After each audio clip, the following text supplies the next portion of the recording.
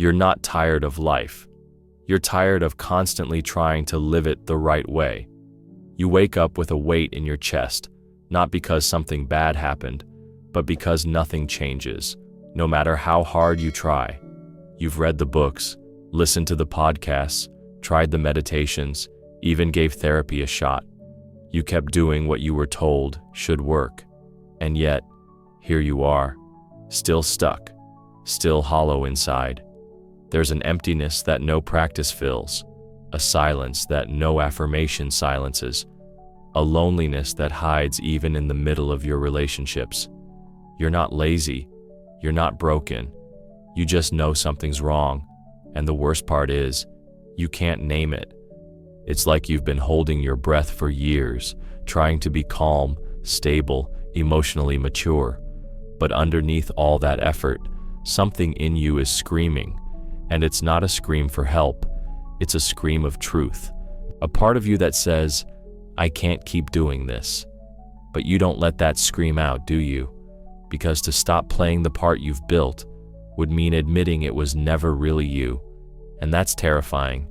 You're afraid to be bad, afraid that walking away from what's expected, from being the reliable one, the strong one, the one who never makes a scene, means betraying the role you were rewarded for all your life.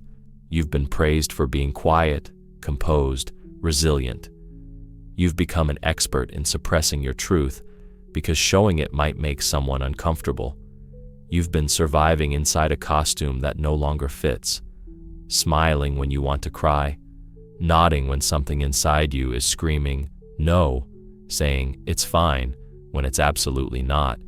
There's a wordless exhaustion that comes from constantly having to manage how you're perceived, from being reasonable instead of real, from holding it all together while something inside you slowly falls apart. And what's worse, you don't even know how to fall apart. You've become so good at holding it in that you're terrified of what might happen if you stop, if you let it out, if you finally say, enough. You've built a self that looks fine on the outside, but inside, you feel like a stranger in your own skin, disconnected, number quietly panicking behind a calm face. And the most painful part? You've done everything right. You followed the rules. You did the work. You tried to fix yourself. But it wasn't you that was broken. It was the idea of who you were supposed to be. The truth is hard to swallow, but here it is. You don't need to be fixed. You need to stop pretending. You need to stop trying to be better in a system that benefits from you staying small, quiet, digestible. The real you, the one under the masks, has been patiently waiting, not to be healed, but to be heard. You're not weak for feeling this way. You're not overreacting. You're just finally running out of space to suppress what's real. And that is not a breakdown. That's the beginning of freedom. Because freedom doesn't start with a breakthrough. It starts with a quiet, inner voice saying, I can't do this anymore. You're not broken. You've just been looking in the wrong direction. If any of these words landed deep in your chest, if you felt like this was about you, subscribe to the channel. The algorithms will show it to more people who are ready to face their shadow. You were told to think positively, to reframe your pain, to keep your focus on the good. And you tried. God knows, you tried. Every morning affirmation, every vision board, every mental trick to override the weight sitting on your chest. But no matter how many times you said, I am enough, something inside kept whispering, no, you're not, and you know it. Positive thinking doesn't heal pain, it hides it. It teaches you to cover your wounds in glitter instead of cleaning them. It says, smile through it. Don't scare anyone with your truth. But suppressed pain doesn't disappear. It mutates. It burrows into your nervous system, into your relationships, into your sleep. And then one day, you wake up exhausted, not because you're broken, but because you're exhausted from pretending. The truth is simple. No mindset trick can bypass what your body remembers. You can tell yourself you're safe, while every cell in you screams the opposite. You can say, I forgive, when your jaw is clenched and your stomach's in knots. You can smile and manifest and journal and still feel completely alone. And when that doesn't work, you're told to go to therapy. But here's what most people won't say out loud. Even therapy can become part of the trap. Because if you don't go deep enough, if you only talk and analyze and intellectualize, you stay in the loop. Talking about your trauma every week might make you feel seen, but it doesn't always make you feel free. You begin to identify with your pain. You become the person with issues. You learn how to describe your inner child, your attachment style, your coping mechanisms, but you still wake up feeling like something is missing. And maybe that's the scariest part, because you did the work. You invested in healing. You asked for help, and it still hurts. Self-help books, meditations, somatic workshops. You've tried them all. You chased insight after insight like they were lifelines. You joined communities, took courses, did inner child rituals. You tried to become the healed one. But secretly, you started to feel addicted to the process itself, as if healing became your identity. And that's its own kind of prison, because every time you almost got there, the line moved. Suddenly, you needed one more technique, one more spiritual teacher, one more breakthrough. It never ended. And maybe that's the point, because no one tells you that healing can become a distraction from actually living. You're not lazy, you're not crazy, and you're definitely not beyond help. No one ever taught you how the psyche really works. No one told you that your pain isn't meant to be erased, but integrated. That your emotions don't need to be solved, but felt. That your inner chaos isn't a sign of failure, but a signal that your soul is waking up. You were never broken. You were just never seen in your wholeness. And here's the part they don't want you to ask. Why do I keep staying in this cycle? Why am I still here? That's the question the system is built to silence, the one that makes everything around you uncomfortable. Because if you really look at your life, your job, your relationships, your roles, you might realize that they were never built for your truth, only for your function. You were rewarded for being compliant, for pushing through, for not making waves. You learned to survive, not to feel. You learned to achieve, not to rest. You learned to serve, not to question. The system thrives on your self-abandonment, because a person who constantly doubts their worth is easy to control, easy to sell to, easy to keep small. You've followed all the advice, you've done everything right, and that's the twist. All of it kept you stuck. The mindset tools, the affirmations, the talk therapy, the spiritual bypassing. It gave you structure, but it also gave you a new role to play, the one who's healing, and that role became your cage.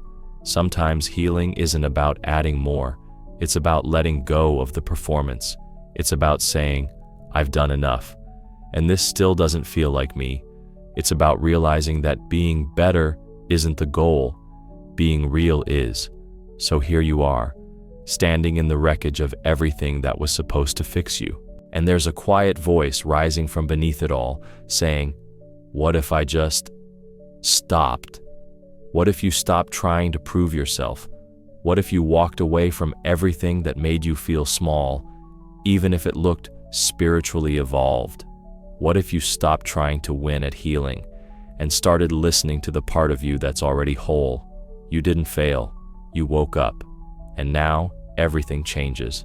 But there's something even scarier than all of this, and we're going there next. Turning away is not failure, it's not weakness, it's not running. It's the beginning of something terrifying and honest. The moment you stop performing, you've spent years doing what was expected, playing your part, nodding when you didn't agree, smiling when you wanted to scream, giving when you were empty, and somewhere along the way, you started calling that survival healing. But deep down, you know, the most radical thing you can do now is stop. Turning away is not escape. It's the moment you look at your life and finally say, this is not mine, and I'm done pretending it is. Carl Jung called it the shadow, The parts of you you weren't allowed to be. The angry one, the selfish one, the one who wants, who needs, who says no, the one who cries too loud, desires too much, takes up too much space. So you pushed those parts down, you labeled them wrong, you played the good one, the calm one, the spiritual one, and in that effort to be acceptable, you lost something vital, your honesty. But here's the truth. What you suppress doesn't disappear. It waits, and while it waits, it runs the show from behind the curtain. The anger you deny leaks out as coldness. The grief you swallow hardens into fatigue.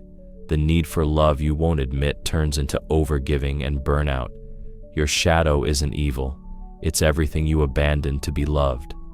And the unconscious? It's not your enemy. It's the storage room of every feeling you weren't safe enough to feel. Every tear that was interrupted. Every scream that got shamed. Every truth that would have cost you connection. They all live there. In your body, your breath, your tension. You can't outthink what your body remembers. You can't fix in your mind what's still vibrating in your nervous system. This is why you flinch at kindness, why silence makes you anxious, why success doesn't feel safe, why love feels like a trap. And no, you're not crazy. You're just finally close enough to the truth to feel it. Being good was never about being kind. It was about being approved. It was your survival mask, the one that said, if I make everyone happy, maybe they won't leave. Maybe I'll finally be enough. But here's the price. You disappeared, piece by piece, smile by smile, apology by apology. You traded your truth for belonging, and now you're left with neither, because guilt and shame have kept you in place.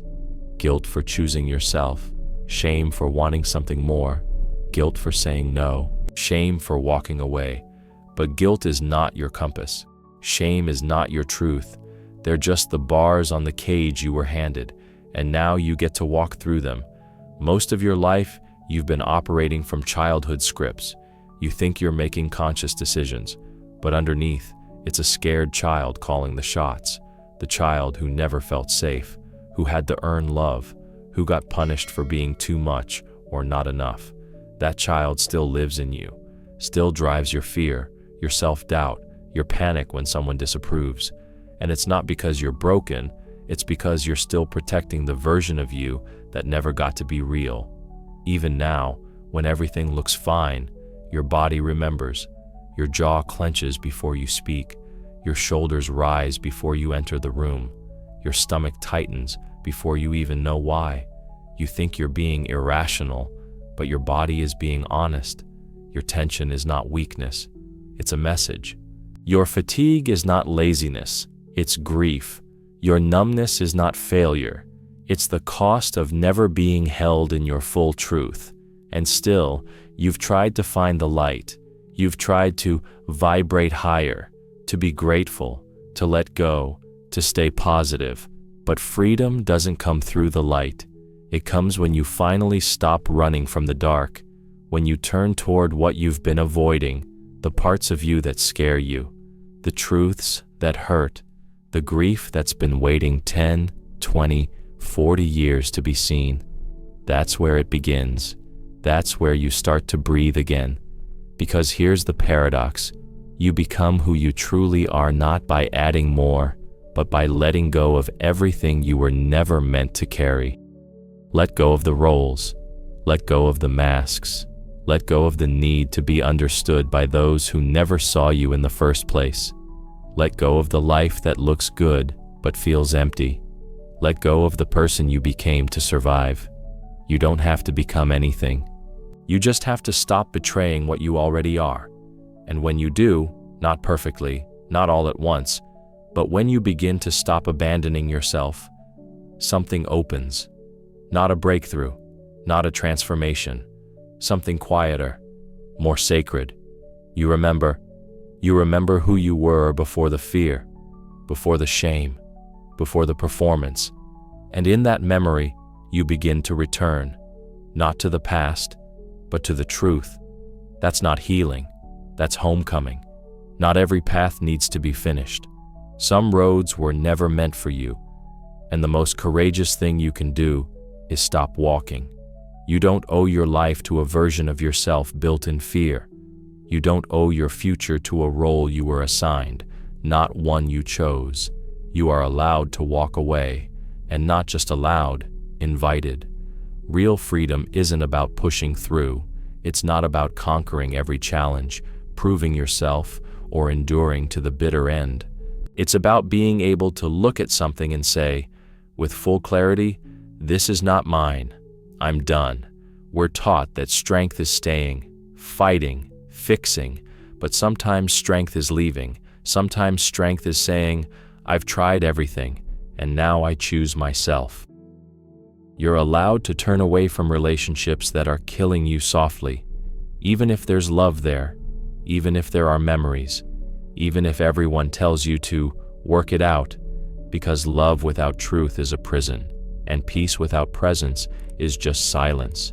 If the relationship requires you to disappear to keep it alive, that's not love. That's self-abandonment. You don't have to stay just because you've stayed this long. You don't have to keep trying just because you once promised to. You can leave without a villain, without a fight, without a breakdown. You can just leave because it hurts too much to stay, and it doesn't mean you didn't care. It means you cared too much, for too long, about everyone but yourself. The same goes for your career, for the version of success that's draining your soul, for the job that pays well but leaves you numb, for the schedule that rewards your productivity but starves your aliveness. You can quit the dream that never belonged to you. You can stop climbing a ladder that leads to nowhere real. Even if it looks impressive from the outside, you know the cost. And what about your family's story? The invisible contract you signed as a child, the one that said, be small, be good, be quiet, carry the weight for everyone. You didn't ask for that role, but you played it, and now it's suffocating you. You're allowed to put it down, not out of anger, but out of truth, not out of rebellion, but out of mercy, because it's not your job to keep the past intact. It's your job to live the life that's true for you, even if it breaks the script. And no, that's not selfish. That's survival. That's what it means to stop betraying your pain. You don't need to keep being convenient. You don't need to be understood. You don't need to explain your choices to people who never saw your heart in the first place. You are not obligated to stay in something that slowly destroys you just because it once gave you comfort. You don't need to make it make sense. You don't need permission. You don't need to wrap it in kindness so no one feels hurt. Sometimes walking away is the kindest thing you'll ever do, for both of you. Because when you stay where you don't belong, you start to die in pieces. Quietly, daily, without anyone noticing. But you notice. Your body notices. Your silence grows louder. Your spark fades. Your days blur. And you call it adulthood. But really, it's grief. You can leave. And not only can you must. If you want to hear your own voice again. The voice that whispers, this isn't me. And I'm ready to stop pretending. You don't find yourself by fixing the broken pieces. You find yourself by walking out of the story that keeps breaking you. And sometimes that story looks like love, looks like stability, looks like legacy, but it feels like silence. It feels like grief. It feels like loss of aliveness. You don't have to stay where your soul can't breathe. You can turn away. You can lay it down. You can begin again, not because you failed, but because something deeper in you finally spoke, and you listened. And here it is, the most painful truth of all. You don't need a 10-step plan to come home to yourself. You need something simpler, quieter, more honest. You need tools that don't fix you, but help you stop abandoning who you already are. Start with this, the silent number. This is a practice you won't find in most books because it doesn't perform well on paper. It's not flashy. It's not dramatic. It's the moment you say no without explaining why. The next time someone asks something of you that your body says no to, don't justify, don't soften, don't over-explain. Just let the silence speak for you, because you owe no one a dissertation on your boundaries, not when they're born from pain, not when they've been crossed too many times, not when your nervous system is the one that pays the price. The silent no is not aggressive, it's sacred. It's a return to self-trust. And speaking of the body, your tension is not the enemy. The tightness in your chest, that clench in your jaw, that sudden fatigue when you're around certain people, it's not just stress. It's your body being more honest than your words. Don't fight it. Don't try to override it with productivity or fake positivity. Pause, breathe, ask yourself, what is this part of my body trying to tell me? The body never lies. It just speaks in a language most of us were never taught to hear. Make it a practice, not to force relaxation, but to listen. Not to release, but to relate. Let the tension stay a little longer, not as a threat, but as a message. Now, every day, ask yourself one question. Where did I abandon myself today? Not as a judgment, as a mirror. Where did you say yes when you meant no? Where did you laugh when you wanted to cry? Where did you disappear to make someone else comfortable? This isn't about guilt, it's about awareness. Because when you name it, you start to reclaim it. And then there's your anger, your frustration, your disappointment. You were taught to avoid these feelings, to bury them, to choose love instead. But love without boundaries isn't love. It's self-erasure. Your anger is not a flaw. It's a flare. It's your system screaming, something isn't right. Feel it, safely, without judgment, without needing to act on it right away. Just feel it, fully. Let it move through your body like a storm that has waited too long to be seen, and when it passes, clarity arrives. Anger held with awareness becomes wisdom. Disappointment honored becomes direction. You need a safe internal space for these parts of you. Not a war zone, not a courtroom, a quiet place inside where even your darkest feelings are allowed to sit without being punished. When something uncomfortable rises, instead of asking, how do I get rid of this? Ask, can I be with this without needing to change it? This is not passivity. This is power. To stay present, aware, breathing, with the parts of you you used to run from. That's integration. That's what the spiritual teachers often skip. Don't rush action. Don't make decisions just to escape discomfort. Sometimes the most powerful move is not a move at all, just a pause, just silence, just staying with what is, tuning out the noise of urgency and hearing your own rhythm underneath. That silence, that pause, that's a nervous system revolution. That's where trauma unwinds. That's where truth returns. You don't need to explain yourself anymore.